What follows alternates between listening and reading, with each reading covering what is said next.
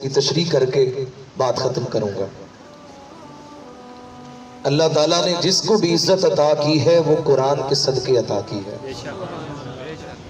آج یہ بچوں نے میں ان کا بھی شکریہ ادا کرتا ہوں، یہ اہتمام کیا، مجھے پھولوں کے ہار پہنائے اور یہ پھولوں کی پتیاں برسائیں۔ یہ سب کیا ہے؟ یہ عزت کس طرح ملی ہے؟ قرآن کے صدقے ہے۔ قرآن پڑھا ہے، سنایا ہے، میرے دل میں قرآن ہے، تو اسی وجہ سے عزت ملی ہے۔ یہ جس رات کے اندر ہم بیٹھے ہیں مبارک رات ہے، اور یہ ٹھنڈی ہواؤں کا چلنا یہ نشانی ہے کہ آج کی رات ہی لیلۃ القدر کی مبارک رات ہے۔ قرآن پاک کے اندر لیلۃ القدر کا لفظ 3 مرتبہ آیا ہے، اور لیلۃ القدر کے الفاظ ہیں 9 کو جب 3 سے ضرب دیا جاتا ہے تو 27 بچتا ہے، یعنی کہ اشارہ دیا جا رہا ہے کہ لیلۃ القدر کی مبارک رات 27ویں کی ہوتی ہے۔ ایسے ہم اس میں مختص نہیں کر سکتے کہ یہ واقعی کہ یہ لیلۃ القدر کی رات ہی ہے، لیکن کچھ نشانیاں ہیں جو بزرگان دین کی اور ان کے تجربات کی بنیاد پر یہ کہا جا سکتا ہے کہ یہ لیلۃ القدر کی مبارک رات ہے۔ اس کا ذکر اللہ نے پوری قرآن کے اندر سورت اتار کر فرمایا، اس رات میں روح الامین اترتے ہیں، یعنی فرشتوں کے سردار جبریل، اور یہ وہ مبارک رات ہے کہ جس میں آ کر وہ پوری امت کو سلام پیش کرتے ہیں، اور یہ وہ رات ہے کہ جس میں کوئی بندہ اگر 2 رکعت نفل پڑھ لے، اللہ تعالیٰ اس بندے کو 83 سال کی عبادت سے افضل و اعلیٰ اجر عطا فرماتا ہے۔ 83 سال یہ مقام ہے جو اللہ نے اس رات میں رکھا۔ یہ جو عزت میں نے آپ کو بتائی ہے لیلۃ القدر کی مبارک رات کا، یہ مقام، راتیں تو اور بھی بہت ساری ہیں، پورے سال میں ہمیں راتیں ملتی ہیں، لیکن اس رات کو تمام راتوں کی سردار کہا گیا ہے۔ حضور غوث پاک نے لکھا ہے غنیۃ الطالبین میں کہ لیلۃ القدر کی رات تمام راتوں کی کیا ہے؟ بولیے، سردار ہے۔ جس طرح جمعے کا دن تمام دنوں کا سردار ہے، حضرت آدم علیہ السلام تمام انسانوں کے سردار ہیں، اسی طرح ہمارے نبی اکرم صلی اللہ علیہ وسلم عرب کے بولیے سردار ہیں، قرآن تمام کتابوں کی سردار ہے، اسی طرح لیلۃ القدر کی رات تمام راتوں کی سردار ہے۔ وجہ کیا ہے؟ اللہ فرماتا ہے اس وجہ سے کیونکہ اس رات میں قرآن اتارا گیا۔ رات کو عزت بھی ملی ہے تو وہ بھی قرآن کے صدقے سے، مجھے عزت ملی ہے تو وہ بھی قرآن کے صدقے سے۔ تو جس کو دنیا میں عزتیں اللہ عطا کرتا ہے وہ قرآن پاک کے صدقے سے ہی عطا فرماتا ہے۔ وہ کسی نے کیا خوب کہا تھا، وہ معزز تھے زمانے میں مسلمان ہو کر، اور ہم خار ہوئے تارکے قرآن ہو کر۔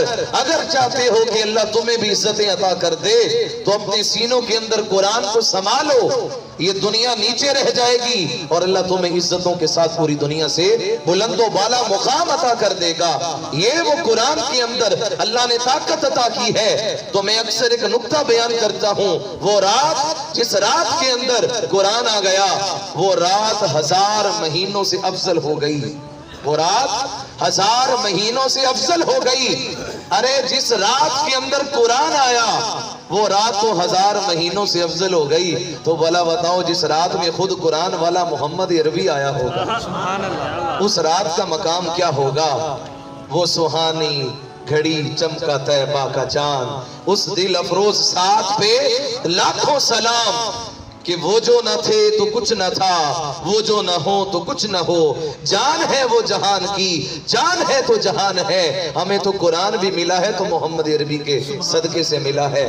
آپ دیکھیں تاریخ اٹھا کر، پوری دنیا کے اندر کوئی بھی تورات کا حافظ نہیں، پوری دنیا کے اندر کوئی بھی انجیل کا حافظ نہیں، پوری دنیا کے اندر زبور کا کوئی بھی حافظ نہیں ہے۔ حافظ ہوتا تھا تو فقط جس نبی کے اوپر کتاب نازل ہوئی وہی اس کا حافظ ہوتا، اس کے علاوہ کوئی حفظ اس کو نہ کر سکا۔ یہ آج بچہ قرآن کا حافظ ہے، یہ کس کا صدقہ ہے؟ یہ محمد عربی کے نالین کا صدقہ ہے۔ ہمیں قرآن کی دولت اللہ نے عطا کی ہے وہ حضور علیہ السلام کے نالین کے تصدق سے ہے۔ اللہ پاک قرآن میں فرماتا ہے کہ لو انزلنا ھذا القرآن علی جبل لرأیتہ خاشعا متصدعا من خشیۃ اللہ۔ لوگو اگر ہم اس قرآن کو پہاڑوں پر نازل کرتے تو پہاڑ ریزہ ریزہ ہو جاتا، ٹکڑے ٹکڑے ہو جاتا۔ یہ فقط جرت ہے حضور کے قلب اطہر کی کہ اللہ نے قرآن حضور کے دل پر اتارا اور اس دل سے ہوتا ہوا اللہ نے ہمارے دلوں کے اندر قرآن کو محفوظ فرما دیا ہے۔ ایک حدیث پاک ہے، بتانے کا مقصد یہ ہے کہ جس کو عزت ملی قرآن کے صدقے سے، تو حضور علیہ السلام نے فرمایا اپنی اولادوں کو 3 چیزیں سکھاؤ۔ ہمارا بچہ ابھی ماں کے پیٹ میں ہوتا ہے تو والدین مشورہ کرنے لگ جاتے ہیں آپس میں، ہم بچے کو فلانے سکول میں پڑھائیں گے، یہ کیمبرج سکول میں جائے گا، یہ انگلش میڈیم سکول میں جائے گا، توجہ ہے آپ کی، یہ فلاں سکول میں جائے گا جس میں فیس بہت زیادہ دینی پڑے، تاکہ لوگوں کو پتہ چلے ہم اس کو فلاں ڈگری جو ہے وہ دنیا کی دلوائیں گے، ہم اس کو BS کروائیں گے، ہم اس کو PhD کروائیں گے۔ میں اس کا انکاری نہیں ہوں، میں خود الحمدللہ میں عربی کیا ہوا، میں نے اسلامیات BFSC کے بعد میں نے کیا، میں اس چیز کا انکاری نہیں ہوں۔ مقصد یہ کہنے کا ہے کہ جہاں ہم دنیا کو ترجیح دیتے ہیں کاش ہم نے قرآن کو بھی ترجیح دی ہوتی۔ ایک گھر سے بچہ نکلتا ہے، ایک گھر سے، اور ایک گھر سے بچے کی 2 صورتیں ہیں، ایک وہ بچہ کہ جو مدرسے کی طرف جاتا ہے، ایک وہ بچہ کہ جو سکول کی طرف جاتا ہے۔ جو سکول کی طرف جا رہا ہے اس کا بیگ اس کے پیچھے ہے، پیچھے ہے کہ نہیں بولیے، اس نے پیچھے باندھ رکھا ہے، لیکن جو مدرسے کی طرف جا رہا ہے قرآن اس نے سینے کے ساتھ لگایا۔ ہن تسی آپ پہ فیصلہ کر لے ہو، جو جس علم کے پیچھے وہ بھاگ رہا ہے وہ علم پیچھے رہنے والا ہے، اور جس علم کو اس نے سینے سے لگایا ہے ابھی وہ قبر میں نہیں جائے گا، قرآن اس کا پہلے استقبال کر رہا ہوگا۔ تو آپ دیکھیں کہ ہمیں ترجیح کس کی طرف دینی چاہیے۔ آقا علیہ السلام نے فرمایا ادبوا اولادکم 3 خصال، اپنی اولادوں کو 3 چیزیں سکھاؤ۔ کتنی بولیے؟ ڈگری تو وہی چنگی ہوندی نا جڑی سرکار نے دسی ہے۔ ہم تو اپنے استادوں سے مشورہ کرتے ہیں کہ فلانے اپنے بچے کو یہ پڑھا دیں، اپنے بچے کو یہ پڑھا دیں، تو حضور جو بتائیں کہ اپنے بچوں کو یہ چیزیں دو، کاش ہم اگر اپنے بچوں کو یہ چیزیں عطا کر دیں تو ہمارا سر فخر سے بلند ہو جائے۔ 3 چیزیں میرے نبی نے بتائیں، بولیے کتنی؟ ہر بندہ بولے کتنی چیزیں؟ 3 چیزیں میرے نبی نے بتائی ہیں۔ پہلے نمبر پہ فرمایا اپنی اولادوں کو محمد عربی کی محبت سکھاؤ۔ سبحان اللہ۔ اپنے اولاد کے دل کے اندر میرے اپنے نبی کا پیار سکھاؤ، میری محبت سکھاؤ۔ فرمایا تم میں سے کوئی شخص اس وقت تک مومن ہو ہی نہیں سکتا جب تک کہ وہ ساری کائنات سے بڑھ کر، اپنے اعزاء اقرباء سے بڑھ کر، مومنین سے بڑھ کر، رشتہ داروں سے بڑھ کر مجھ سے محبت نہیں کر لیتا، اس کا ایمان کامل ہو ہی نہیں سکتا۔ محمد کی محبت دین حق کی شرط اول ہے، اسی میں ہو اگر خامی ایمان نامکمل ہے۔ حضرت عمر فاروق جیسی شخصیت حضور سے کہتی ہیں آ کر یا رسول اللہ میں ساری کائنات سے بڑھ کر آپ سے محبت کرتا ہوں مگر اپنی جان کے علاوہ، اپنی جان سے زیادہ محبت کرتا ہوں، آپ سے اتنی محبت نہیں کرتا۔ صحیح بخاری ہے۔ حضور نے فرمایا عمر تیرا ایمان کامل نہیں ہے۔ کس کو کہہ رہا ہے میرا نبی؟ عمر ابن خطاب کو، جو 23 لاکھ مربع میل پر حکومت کرنے والا ہے، جس کے سائے سے شیطان بھاگتا ہے۔ وہ عمر جب کلام کرے تو اس کی زبان سے حق کے علاوہ کچھ نہ نکلے، میرا نبی اس کو کہے کہ تیرا ایمان کامل نہیں ہے۔ فوراً کہا یا رسول اللہ میں اپنی جان سے بھی بڑھ کر آپ سے محبت کرتا ہوں۔ فرمایا ہاں عمر اب تیرا ایمان کامل ہوا ہے۔ حضور کی محبت ساری کائنات سے پہلے ہے۔ اپنے تو اپنے جو میرے نبی، غیر بھی میرے نبی کو تکتے تھے تو وہ بھی حضور کے ہو جاتے تھے، وہ بھی حضور سے محبت کرنے لگتے تھے۔ میں تمہیں بتاؤں کہ حضور کی محبت کا صلہ کیا ہے۔ کائنات کی کوئی اتنی بڑی نیکی انسان کو مقام نہیں دیتی جو نیکی محبت مصطفیٰ عطا کرتی ہے۔ قرآن پڑھنے والے تو حضور کے دور میں بھی تھے۔ قرآن اس وقت تک سمجھ میں نہیں آتا جب تک کہ دل کے اندر محبت مصطفیٰ نہ ہو۔ یہ بات یاد رکھیں۔ قرآن پڑھنے والے آپ کو آج کے دور میں بھی بہت ملیں گے. یہ تو قرآن پاک کی پہلے سپارے کے اندر آپ تیسرے رکوع میں اٹھا کر دیکھ لیں, اللہ نے فیصلہ پہلے کر دیا. یُضِلُّ بِهِ کثیرا وَیَہْدِی بِهِ کثیرا. اس قرآن کو پڑھ کر بہت سارے گمراہ ہونے والے ہیں اور بہت سارے قرآن پڑھ کر ہدایت پانے والے بھی ہیں. یہ شروع سے معاملہ چلتا آ رہا ہے. صحیح بخاری کی حدیث ہے کہ میرا نبی مال غنیمت تقسیم کر رہے ہیں. ایک شخص آیا اور اس نے آ کر کہا, اے دل یا محمد اتق اللہ, اے محمد عدل کر اور اللہ سے ڈر. کس کو کہہ رہا ہے؟ حضور کو. وہ نبی کے جو ساری دنیا کو عدل سکھانے آیا ہے, وہ نبی جو ساری دنیا کو اللہ سے ڈرانے آیا ہے. یہ بدبخت آ کر کہتا ہے محمد عدل کر اور اللہ سے ڈر. حضرت عمر نے تلوار نکال لی, یا رسول اللہ مجھے حکم دیں اس کا سر قلم کر دو. فرمایا نہیں ہے عمر. اس نے یہ بات کہی اور چلا گیا. جب وہ جا رہا تھا تو آقا علیہ السلام نے فرمایا کہ یہ صحیح بخاری کی حدیث سنا رہا ہوں میں, فرمایا کہ عمر اس کی طرف توجہ کرو, اس کے حلیوں کو دیکھو. جب حضرت عمر نے اس کے حلیوں کو دیکھا, سر اس کا منڈا ہوا تھا, داڑھی لمبی گھنی, گالیں ابری ہوئی, آنکھیں دسی ہوئی, ٹخنوں سے اوپر شلوار. یہ علامتیں صحیح بخاری میں ہیں. آقا علیہ السلام نے فرمایا کہ یہ وہ لوگ ہیں کہ جن کی عبادتیں تمہارے عبادت کے مقابلے میں بہت زیادہ ہوں گی, ان کی نمازیں تمہارے مقابلے میں زیادہ ہوں گی, ان کی قرآن کی تلاوت تمہارے مقابلے میں بہت زیادہ ہوگی. قرآن پڑھیں گے لیکن حلق سے نیچے نہیں اترے گا. یہ دین سے خارج ہو چکے ہوں گے, اس طرح سے جس طرح سے تیر اپنے شکار سے خارج ہو جاتا ہے. یا رسول اللہ کیا وجہ ہے؟ فرمائے سب کچھ ہے لیکن دل میں ادب مصطفیٰ نہیں ہے, دل میں محبت مصطفیٰ نہیں ہے. قرآن بھی سمجھ میں نہیں آتا جب تک کہ دل کے اندر محبت مصطفیٰ نہ ہو. فرمایا سب سے پہلے اپنی اولادوں کو ادب مصطفیٰ سکھاؤ, اپنے نبی کی محبت سکھاؤ. یہودی بچہ میرے نبی کی مجلس میں آتا, جس طرح یہ مجلس لگی ہے, حضور کی مجلس میں آ کر چوری چوری بیٹھ جاتا ہے, حضور کے چہرے کی زیارت کرتا ہے. والضحیٰ محبوب تیرے مکھڑے کی قسم, واللیل اذا سجا تیری زلفوں کی قسم. روزانہ سرکار کی مجلس میں آتا ہے, حضور کو تکتا ہے اور حضور کی محبت کے اندر فنا ہو گیا. حتیٰ کہ ایک دن گزرا, 2 دن گزرے, 3 دن گزرے, بیمار پڑ گیا. اتنا بیمار ہو گیا کہ بستر مرگ پر آ گیا. اس کے باپ, یہودی باپ تھا اس کا, اس نے بڑے بڑے طبیبوں کو بلایا, ڈاکٹروں کو بلایا, کہا میرے بیٹے کی جان بچا لو. کہا کہ یہ چند دنوں کا مہمان ہے. سرکار علیہ السلام مجلس میں بیٹھتے ہیں, کئی دن گزر گئے, وہ بچہ آتا نہیں. سرکار نے فرمایا کہ وہ بچہ آتا تھا ہماری مجلس میں, وہ کہاں ہے؟ اپنے تو اپنے, میرے نبی تو غیر کی خبر بھی رکھتے ہیں. بندوں سے جو بے خبر ہو وہ آقا کیا ہے؟ تو نبی تو ہوتا ہی وہ ہے کہ جس کو اپنی امتیوں کی خبر ہوا کرتی ہے. سرکار دو عالم علیہ السلام فرماتے ہیں وہ بچہ کہاں ہے؟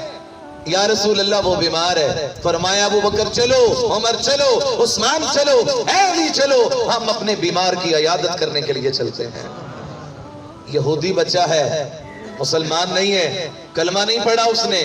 میرے نبی اس کے دروازے پر جاتے ہیں, دستک دیتے ہیں, بچے کی روح پرواز کر چکی ہے, انتقال کر چکا ہے. لیکن سرکار جب دروازے پر گئے, دروازہ کھلا, جا کر اس کے سرانے والی جگہ پر بیٹھے. حضور نے اپنا ہاتھ مبارک اس کے بالوں میں رکھا, جاتی ہوئی روح واپس پلٹ آئی. اس بچے نے آنکھیں کھولی, آنکھوں سے آنسو آ گئے. حضور نے فرمایا تو جا تو رہا ہے, منگو دعائے شاءاللہ انج نہ نصیب ہوئے, جدوں موت آوے مینوں تے سونا قریب ہوئے. کاش ہر کسی کو ایسی موت نصیب ہو جائے. اے گنبد خضرا کے مکی میری مدد کر, یا پھر یہ بتا کون میرا تیرے سپاہ ہے. بخشے جائیں گے قیامت میں محمد کے غلام, میں نے قرآن میں تحریر لکھی دیکھی ہے. سرکار نے فرمایا کہ تو دنیا سے جا رہا ہے, میں نہیں چاہتا کہ تیرے دل میں میری محبت ہو اور تو جہنم میں جائے. وہ میرا کلمہ پڑھ لے, کلمہ پڑھ کر جا. اس بچے نے اپنے باپ کی طرف دیکھا, باپ کہنے لگا بیٹا تجھے اجازت ہے, جو مرضی کر.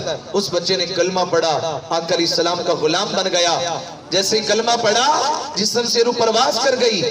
اب آقا अलैहिस्सलाम ने उस मौके पर खड़े होकर एक जुमला कहा, उसको दिल के कानों से सुनिए। हुजूर ने फरमाया, तमाम तारीफें उस अल्लाह के लिए, शुक्र है उस मालिक का जिसने इस बच्चे को मैं मोहम्मद की वजह से जन्नत अता फरमा दी है। और दसो ने किनियां नमाज़ां पढ़ियां सन जेड़े कहंदे ने नमाज़ां नाल जन्नत मिल जानी है, मिलेगी बेशक, लेकिन उस बच्चे ने तो कोई नमाज ही नहीं पढ़ी, कोई रोजा नहीं रखा, कोई उसने हज नहीं किया, उसने तो अभी वुजू भी नहीं किया, उसने गुस्ल भी नहीं किया, फकत कलमा पढ़ा है और कलमा पढ़कर उसने चेहरे मुस्तफा की जियारत की है और साथ दिल के अंदर मोहब्बत मुस्तफा है। फरमाया अल्लाह का शुक्र है उसने मेरी वजह से इस बच्चे को जन्नत अता फरमा दी है। दूसरी तरफ वो बंदा था कि जिसकी नमाजें भी ज्यादा, इबादतें भी ज्यादा, कुरान भी पढ़ता है, लेकिन दीन से खारिज है, दिल में मोहब्बत मुस्तफा नहीं है। एक तरफ यहूदी बच्चा है, मेरा नबी आकर कलमा पढ़ाकर मुसलमान करता है, नमाजें नामा अमाल में नहीं है, लेकिन दिल में मोहब्बत मुस्तफा है। तो अल्लाह ताला के हबीब क्या फरमाते हैं, अल्लाह ने इसको जन्नत अता कर दी। वो यहूदी बाप कहने लगा, कहा या रसूल अल्लाह, ए नबियों के न इमाम, ए मुसलमानों के नबी, इस बच्चे को ले जाएं। अब चूंकि हमारा इसके साथ ताल्लुक नहीं, ये मुसलमान हो गया, हम यहूदी हैं, इसको ले जाएं। आकर इस्लाम ने सहाबा से फरमाया, उठाओ इसको, इसके कफन दफन का इंतजाम करो। सरकार अलैहिस्सलाम उसके जनाजे के साथ जा रहे हैं। जब जनाजा जा रहा था, एक अजीब कैफियत थी मेरे नबी की, तवज्जो मेरी तरफ, अजीब कैफियत सरकार की। सरकार अलैहिस्सलाम पंजों के बल चलते हैं, एड़ियां उठाकर। सहाबा ने कहा, या रसूल अल्लाह क्या वजह है, आप पंजे उठाकर क्यों चलते हैं?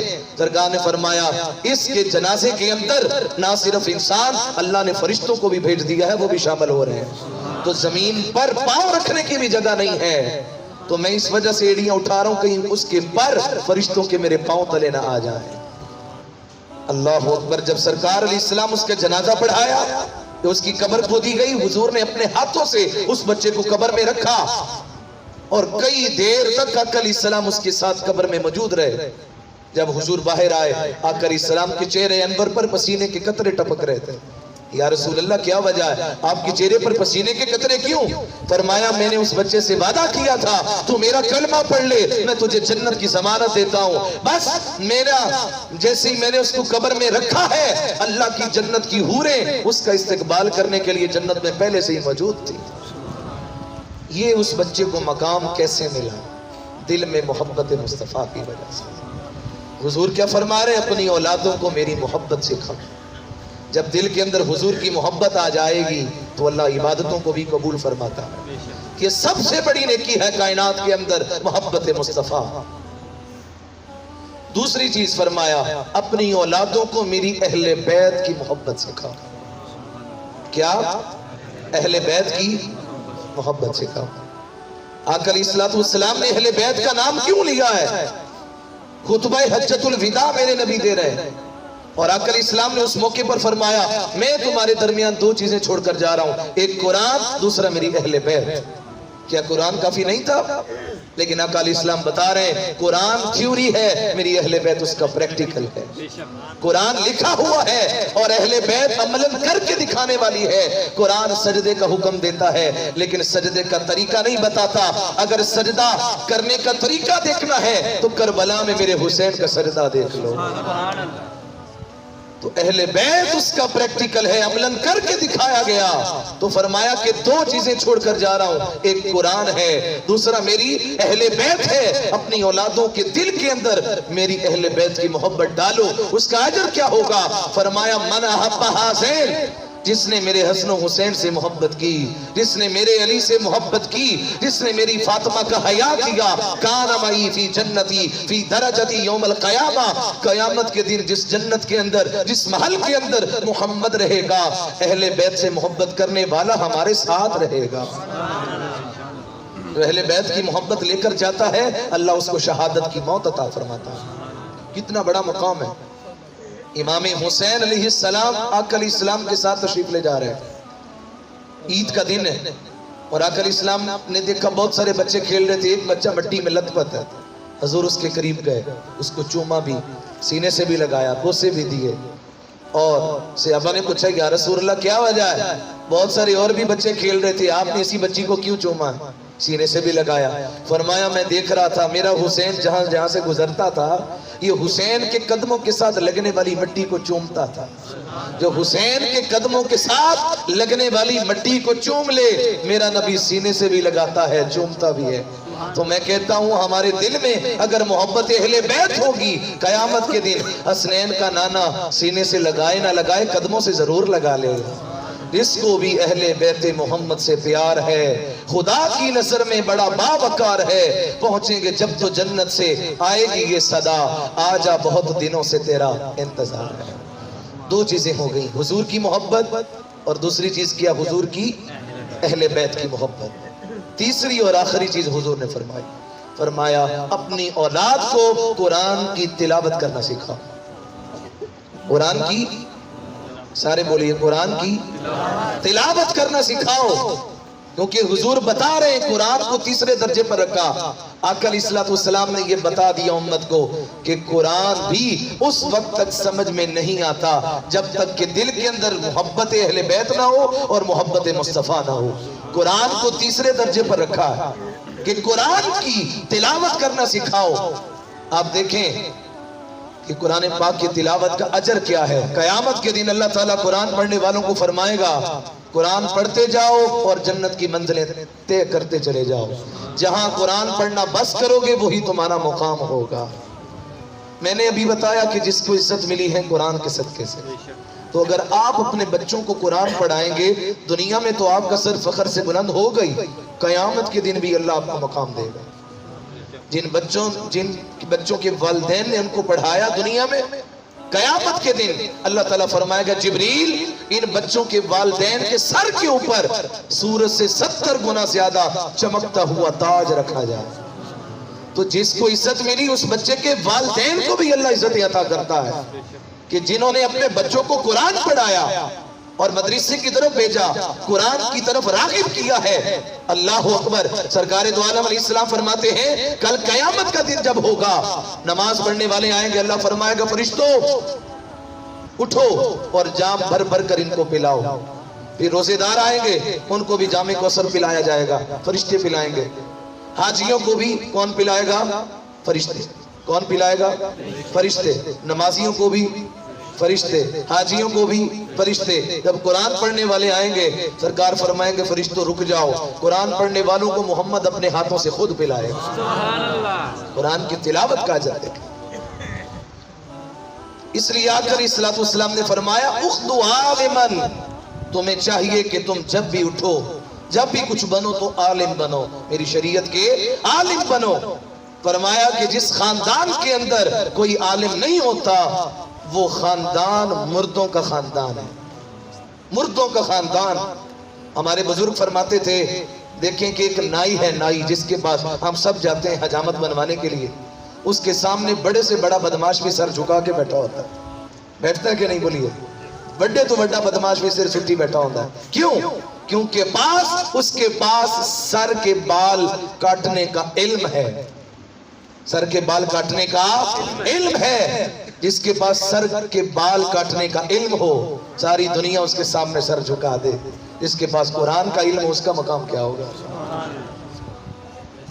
इसलिए कुरान पाक का वो मुकाम जो अल्लाह रब्बुल इज्जत ने जिसने भी दिल के अंदर रखा, अल्लाह ने इज्जतें अता की। अल्लाह अकबर। बड़े सगीर के अंदर कब्रिस्तान में कब्र खोदी जा रही है। कब्र खोदते हुए न अक्सर होता है कि 7 वाली कब्रें खुल जाती हैं, तो 7 वाली कब्र खुल गई। तो जब कब्र खुली, कई 100 साल गुजर चुके थे, कई साल, कई 100 साल नहीं, कई साल, तकरीबन 50 से 60 साल का अरसा गुजर गया। जब कब्र खुली तो उसका कफन भी तरोताजा, फूल भी वैसे, पत्तियों की खुशबू भी वैसे आ रही है, उसके कफन से खुशबू भी आ रही। कपड़ा हटाया तो ऐसे लगता था जिस तरह भी अभी दफन किया है। ज़मीं मैली नहीं होती, ज़मन मैला नहीं होता, मोहम्मद के गुलामों का कफन मैला नहीं होता। इस सरकार की निस्बत वाले हैं। जब गुलामों का ये मकाम है तो फिर इमामुल अंबिया का मकाम क्या होगा? तो सरकार अलैहिस्सलाम का वो गुलाम, वो लोग जो थे, वो कब्र खोदने वाले बड़े परेशान हुए। उन्होंने कहा इसके घर वालों से पूछे तो सही, इन्हें केड़ा अमल किया है कि जिहदी वजह तो अल्लाह ने इन्हें कब्र दे विच भी इतनी इज्जत अता कीतियां ने, कब्र के अंदर इतना बड़ा मुकाम। वो ढूंढते, उन्होंने पूछते पुछाते उसके घर पहुंच गए। اس کی ایک بیوہ تھی، اس کی گھر والی، اس سے جا کر پوچھا ہاں بھی اپنے گھر والے کے بارے میں بتاؤ، آخر اس نے ایسا کون سا عمل کیا کہ ہم نے قبر کے اندر اتنا بڑا مقام دیکھا ہے کہ اس کے کفن کو بھی مٹی نے نہیں چھوا، کفن بھی تر و تازہ، چہرہ بھی تر و تازہ، وجہ کیا ہے؟ تو وہ بیوہ عورت، بوڑھی عورت رو کر کہنے لگی، کہا اصل میں جاہل تھا، پڑھا لکھا تھا نہیں، اس کو کچھ بھی نہیں آتا تھا، لیکن دل کے اندر محبت بڑی رکھتا تھا، دل کے اندر قرآن کی بڑی محبت تھی۔ کہا کرتا کیا تھا؟ کہا جب نماز پڑھنے جاتا تھا باقی نمازیوں کو دیکھتا تھا کہ وہ قرآن کھول کر بیٹھے ہیں، سارے قرآن پڑھ رہے ہیں، یہ بھی قرآن کو اٹھاتا، بوسہ دیتا، قرآن کھول کر بیٹھ جاتا، سورۃ فاتحہ کے اوپر انگلی رکھتا، آتا جاتا کچھ نہیں ہے، پتہ پوتا کوئی نہیں لکھا گیا ہے، لیکن وہ انگلی رکھ کے کہتا ہے اللہ مجھے نہیں پتا کیا لکھا ہے لیکن جو لکھا ہے سچ لکھا ہے، میں نے کوئی نہیں پتا لکھیا کی لیکن جو لکھیا ہے سچ لکھا ہے، بس یہ کہتا تھا۔ مجھے لگتا ہے کہ یہی اس کی بات کرنا اس کے لیے بخشش کی ضمانت ہو گئی۔ اس کی قبر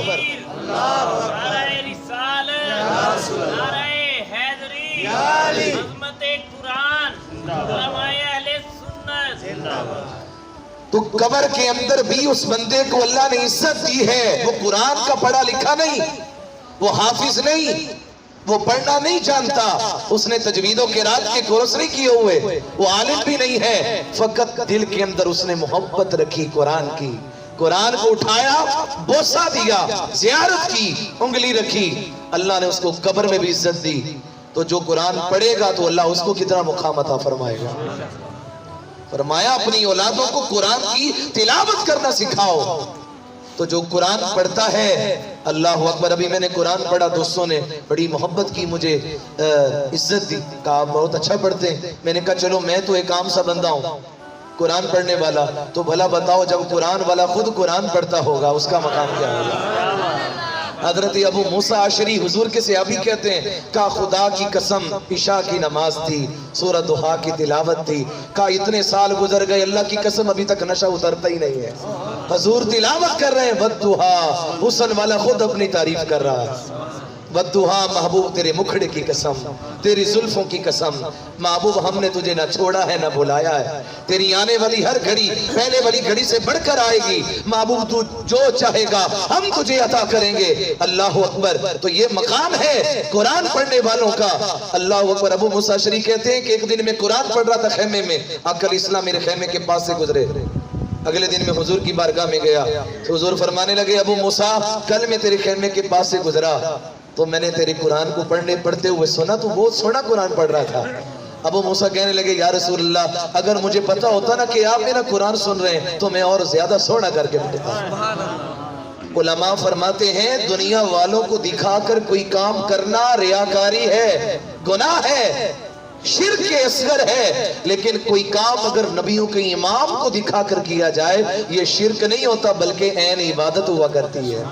تو صحابہ خود عمل حضور کو دکھا کر کرتے تھے تاکہ نبیوں کا امام راضی ہو جائے۔ تو لہٰذا آپ دوستوں کا میں سب کا شکریہ ادا کرتا ہوں جنہوں نے جس طرح بھی تعاون کیا، آپ سب نے ختم قرآن کے سلسلہ میں جنہوں نے رقم کی صورت میں پیسے بھیجے، جنہوں نے یہ پھولوں کی پتیاں ڈالیں، جنہوں نے یہ کپڑے مجھے دیے، سب کا شکریہ ادا کرتا ہوں۔ اللہ تعالیٰ سب کو اجر عطا کرے، اس کا بہت بڑا اجر ہے، اب یاد رکھیں۔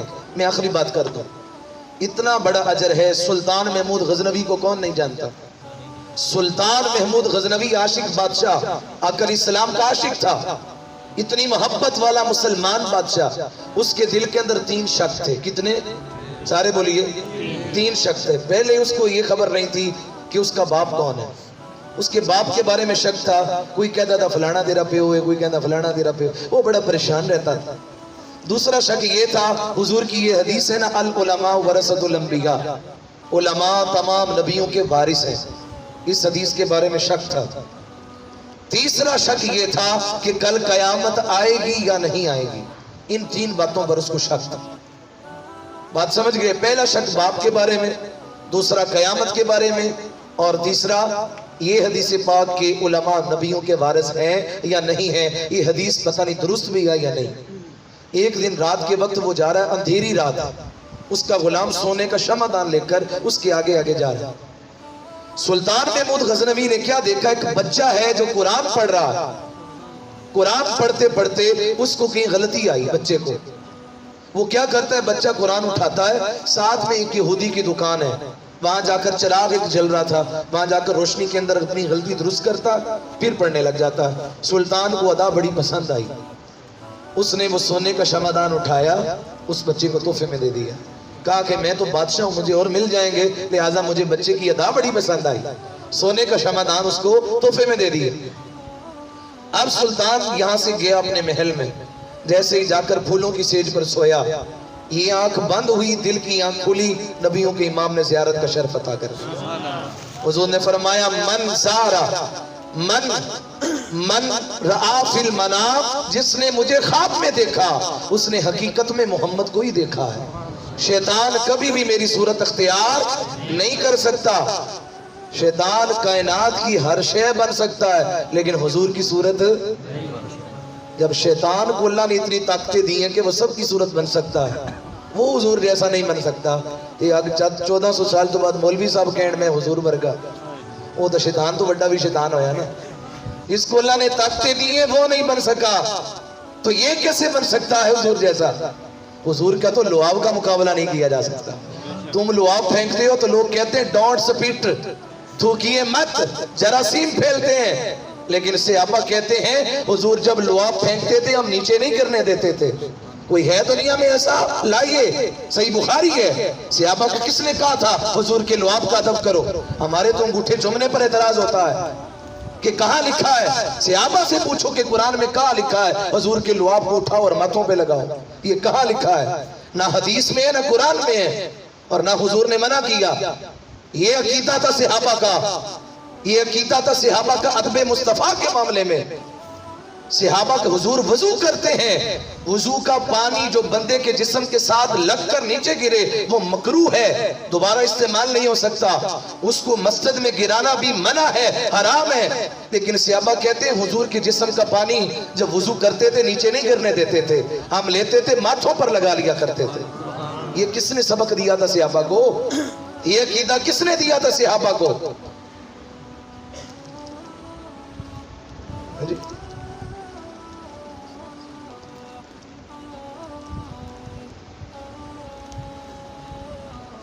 اچھا وہ پھر کدی واقعی پھر کدی انشاءاللہ. تو سرکار دو عالم علیہ السلام کے وہ صحابہ کا ادب کہ حضور کے لعاب پاک کو اٹھاتے ہیں, جس کو نہیں ملتا وہ دوسروں کے ساتھ ہاتھ مس کر کے چہرے پر لگاتا ہے.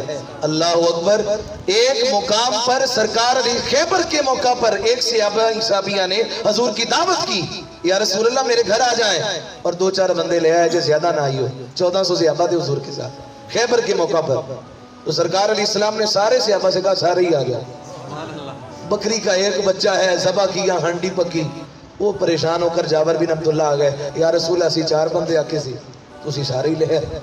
اب فرمایا کہ میرے ہوتے پریشان نہیں ہونا. فرمایا وہ ہانڈی کہاں ہے جہاں بکری پک رہی ہے؟ آقا علیہ السلام تشریف لے گئے, اپنا لعاب پاک حضور نے ڈالا اس میں. کوئی تھوک سیٹ دے کسی شے دے تسی کھاؤ گے؟ بولیے آپ تو کھاتے نہیں, لیکن سرکار لعاب ڈال رہے ہیں. فرمایا 10 صحابہ کو بلاتے جاؤ, کھلاتے جاؤ.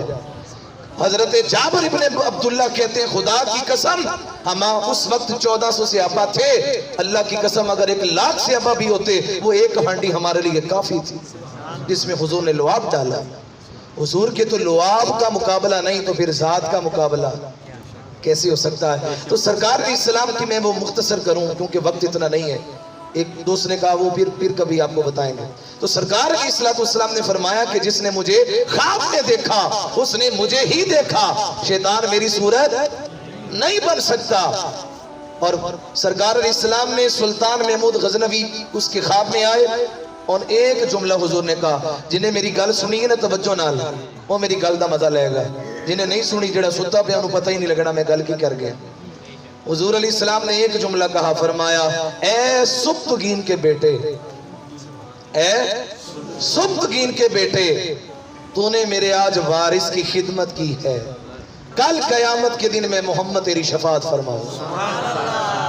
اور جنہوں سمجھ آئی تو سبحان اللہ آکھ دے, جنہوں نہیں آئی کسی نے کچھ کے پرسوں سبحان اللہ ضرور کہہ دئیے.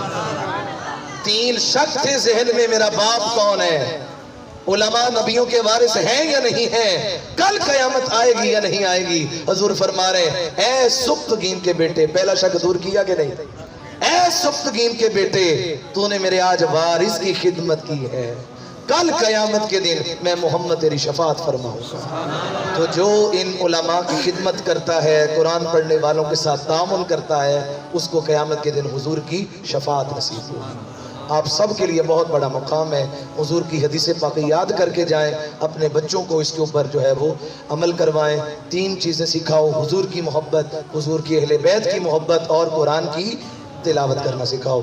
दुनिया का कुछ मिले ना मिले, अब देखें कोरोना वायरस ने पूरी दुनिया के अंदर तबाही मचाई हुई है। अगर ये 3 चीज़ें होंगी, अल्लाह हमारी बख्शिश भी फरमा देगा। दुआ करें अल्लाह ताला अमल की तौफीक